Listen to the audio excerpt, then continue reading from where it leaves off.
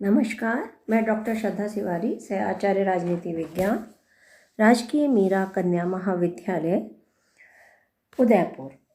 Students, आज हम राष्ट्रपति की अन्य शक्तियां जो हैं उस पर वार्ता करेंगे। वित्तीय शक्तियां, इससे पूर्व हम राष्ट्रपति की सामान्यकालीन शक्तियों में कार्यपालिका शक्ति के बारे में चर्चा कर चुके हैं। इसके बाद हमने विधायिनी शक्तियाँ करी। आज थर्ड नंबर पे हमारी वित्तीय शक्तियाँ हैं।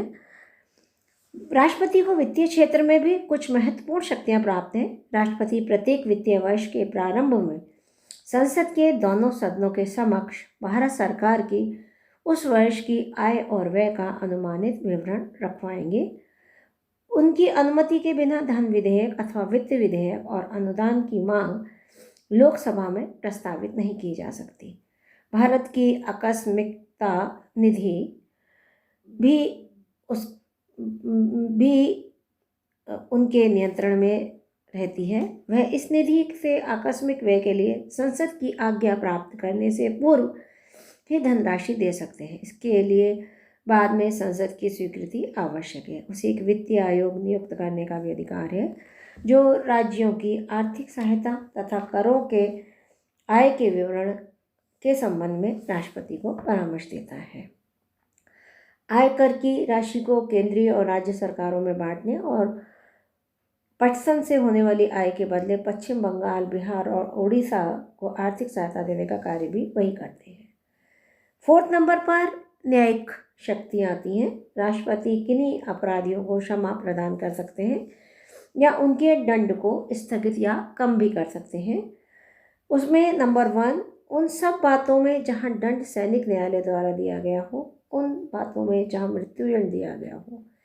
किंतु राष्ट्रपति की क्षमा दान संबंधी शक्तियों का राज्यों के राज्यपाल और सैनिक न्यायालय के सैनिक अधिकारियों की क्षमादान संबंधी शक्ति पर कोई प्रभाव नहीं पड़ेगा। राष्ट्रपति का क्षमादान अधिकार उन सब मामलों और अपराधों पर प्रभावी होगा जिनका संबंध संघ की शक्तियों से संबंधित अपराधों से होगा। किंतु राष्ट्रपति संवर्ती सूची वाले मामलों से संबंधित अपराधों पर क्षमादान उस समय तक नहीं करेंगे जब तक कि संसद ने उक्त मामलों पर से किसी की कार्यपालिका शक्तियों को अलग न मान लिया हो। राष्ट्रपति अपने क्षमादान के अधिकार का प्रयोग अपने मंत्रियों की मंत्रणा के आधार पर ही करते हैं। ऐसी ही स्थिति इंग्लैंड में भी है। अमेरिकी राष्ट्रपति दोष सिद्ध होने के पूर्व या पश्चात जब चाहें अपनी इच्छा अनुसार क्षमादान प्रदान कर सकते हैं, किंतु भारत का राष्ट्रपति दोष सिद्धि के बाद ही क्षमा प्रदान कर सकता है। इसके अतिरिक्त भारत के राष्ट्रपति को सर्व क्षमा प्रदान करने के लिए संसद की अनुमति प्राप्त करनी होगी, लेकिन अमेरिका में राष्ट्रपति किसी भी प्रकार के मामलों में क्षमा प्रदान कर सकते हैं। राष्ट्रपति को क्षमादान का यह अधिकार इस आधार पर प्रदान किया गया है कि न्याय में दया का पुट होना चाहिए। संविधान ने राष्ट्रपति को यह भी अधिकार दिया है कि वह सार्वजनिक महत्व के किसी ऐसे प्रश्न पर उच्चतम न्यायालय की सम्मति मांग सके जिसमें विधि और तथ्य के प्रश्न ग्रस्त हो सकते हैं। इसका अर्थ यह है कि राष्ट्रपति उच्चतम न्यायालय के पास किसी प्रस्तावित विधेयक या प्रश्न को भेज सकते हैं, पूछ सकते हैं और अमुक विधेयक विधानमंडल के अधिकार क्षेत्र में आता है या नहीं। उच्चतम न्यायालय की मंत्रणा मानना राष्ट्रपति के विवेक एवं निर्णय पर निर्भर है। राष्ट्रपति ने अब तक सर्वोच्च न्यायालय से 9 बार परामर्श प्राप्त किया है। 10वीं बार अयोध्या विवाद के प्रसंग में परामर्श मांगा गया था, लेकिन सर्वोच्च न्यायालय ने इस विषय पर परामर्श देने से इनकार कर दिया था। 5th नंबर पर राज्यों से संबंधित अधिकार। राष्ट्रपति न केवल केंद्रीय कार्यपालिका वरन समस्त भारतीय संघ के प्रधान हैं और राष्ट्रपति को भारतीय संघ के 29 राज्यों अर्थात संघीय क्षेत्रों पर निम्नलिखित महत्वपूर्ण अधिकार प्राप्त हैं। फर्स्ट, राष्ट्रपति को राज्यों के व्यवस्थापन के संबंध में शक्ति प्राप्त है। राज्यपाल को अधिकार है कि वे राष्ट्रपति की स्वीकृति के लिए किसी विधेयक को सुरक्षित रख लें। संविधान के अनुसार यदि राज्यों के विधानमंडल कोई ऐसा कानून बनाते हैं जिसका संबंध उच्च न्यायालय के अधिकार कम करने से है या उन वस्तुओं पर कर लगाने से है जो संसद द्वारा जीवन निर्वाह के लिए आवश्यक घोषित कर दी हो, तो ऐसा विधेयक राज्यपाल को राष्ट्रपति की स्वीकृति के लिए सुरक्षित रखना ही होगा। सेकंड, राष्ट्रपति को राज्यों के वित्त के संबंध में कुछ अधिकार प्राप्त हैं। यदि संसद कोई ऐसा कर लगाने जा रही है जिससे राज्य प्रभावित हो सकते हैं तो संसद को राष्ट्रपति से इसकी पूर्व अनुमति लेनी पड़ती है। थर्ड नंबर पे, राष्ट्रपति किसी राज्य सरकार को ऐसे विषयों से संबंधित कुछ कार्य सौंप सकते हैं जो साधारण रूप से संघ की कार्यपालिका की हो। इन सबके अतिरिक्त राष्ट्रपति राज्यों की कार्यपालिका के प्रधान यानी राज्यपालों की नियुक्ति करते हैं और ये राज्यपाल राष्ट्रपति के प्रति विश्वासी रहकर ही अपने पदों पर कार्य करते हैं। तो स्टूडेंट, ये कुछ सामान्यकालीन शक्तियाँ थी जिन पे हमने चर्चा की। अब राष्ट्रपति की जो विशेष शक्तियाँ हैं जिसे हम संकटकालीन शक्ति या इमरजेंसी पावर कहते हैं, उस पर हम चर्चा करेंगे। संकट की स्थिति का सामना करने के लिए संविधान द्वारा राष्ट्रपति को विशेष शक्तियां प्रदान की गई हैं। राष्ट्रपति को ये संकटकालीन शक्तियां या दूसरे शब्दों में संविधान के संकटकालीन प्रावधान अभी हाल ही के वर्षों में बहुत अधिक संशोधन परिवर्तन के विषय रहे हैं। 1975 में लागू आपातकाल में 42वें संवैधानिक संशोधन के आधार पर संकटकालीन प्रावधानों को और कठोर बनाया गया है, लेकिन आपातकाल में संकटकालीन प्रावधानों का जिस प्रकार से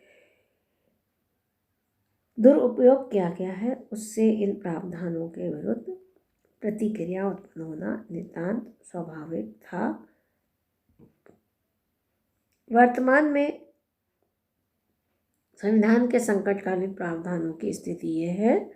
नंबर 1, युद्ध, बाहरी आक्रमण तथा सशस्त्र विद्रोह की स्थिति से संबंधित संकटकालीन व्यवस्था अनुच्छेद 352, मूल संविधान के अनुच्छेद 352 में स्टूडेंट ये व्यवस्था थी कि यदि राष्ट्रपति को अनुभव हो कि युद्ध, बाहरी आक्रमण या आंतरिक अशांति के कारण भारत का अस्तित्व या शांति नष्ट हो रही है, तो यथार्थ रूप में इस प्रकार की परिस्थिति उत्पन्न होने की आशंका होने पर राष्ट्रपति संकटकालीन व्यवस्था की घोषणा कर सकते थे। संसद की स्वीकृति के बिना भी यह 2 माह तक लागू रहती है और संसद से स्वीकृति हो जाने पर शासन इसे जब तक लागू रखना चाहे रख सकता है। 44वें संवैधानिक संशोधन के बाद वर्तमान समय में इस संबंध में व्यवस्था इस प्रकार है। नंबर 1, इस प्रकार का आपातकाल युद्ध, बाहरी आक्रमण या सशस्त्र विद्रोह अथवा इस प्रकार की आशंका होने पर घोषित किया जा सकेगा। केवल आंतरिक अशांति के नाम पर आपातकाल घोषित नहीं किया जाएगा। 2, राष्ट्रपति द्वारा अनुच्छेद 352 के अंतर्गत आपातकाल की घोषणा तभी की जाएगी जब मंत्रिमंडल लिखित रूप में राष्ट्रपति को ऐसा परामर्श दे। नंबर 3, घोषणा के 1 माह के अंदर संसद के विशेष बहुमत यानी कि संसद के दोनों सदनों के कुल बहुमत एवं उपस्थित और मतदान में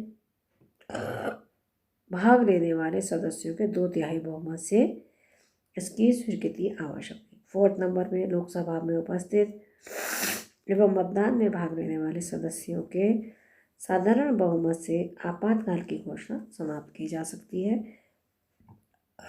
आपातकाल पर विचार हेतु लोकसभा की बैठक लोकसभा के 1/10 सदस्यों की मांग पर अनिवार्य रूप से बुलाई जाएगी। इसके बाद राज्यों में संवैधानिक तंत्र के विफल होने से उत्पन्न संकटकालीन व्यवस्था। संविधान के द्वारा संघीय सरकार को यह उत्तरदायित्व सौंपा गया है कि वह देखे कि प्रत्येक राज्य की सरकार संविधान के उपबंधों के अनुसार चलाई जा सक रही है। अनुच्छेद 356 के अनुसार राष्ट्रपति को राज्यपाल के प्रतिवेदन पर या अन्य किसी प्रकार से समाधान हो जाए, ऐसी परिस्थिति पैदा हो गई है कि राज्य का शासन संविधान के उपबंधों के अनुसार नहीं चलाया जा सकता है, तो वह संकट काल की घोषणा कर सकता है। संसद के द्वारा एक बार प्रस्ताव पास कर राज्य में 6 माह के लिए राष्ट्रपति शासन लागू किया जा सकता है।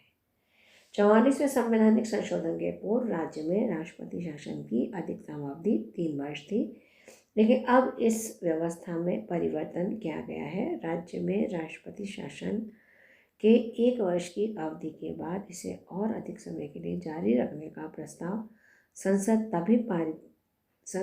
द्वारा तभी पारित किया जा सकेगा जबकि इस प्रकार का प्रस्ताव पारित किए जाने के समय अनुच्छेद 352 के अंतर्गत संकट काल लागू हो और चुनाव आयोग यह प्रमाणित कर दे कि वर्तमान समय में राज्य में चुनाव करवाना संभव नहीं है। किसी भी परिस्थिति में 3 वर्ष के बाद राष्ट्रपति शासन लागू नहीं रखा जा सकेगा। 3rd नंबर पे वित्तीय संकट। अनुच्छेद 360 के अनुसार जब राष्ट्रपति को यह विश्वास हो जाए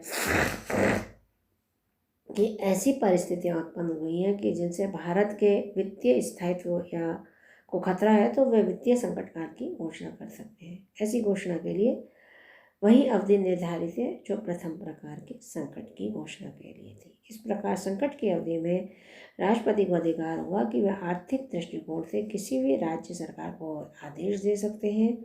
संघ राज्य सरकार के अधिकारों के वेतन में, जिनमें उच्चतम न्यायालय, उच्च न्यायालय के न्यायाधीश भी शामिल होंगे, आवश्यक कमी की जा सकती है।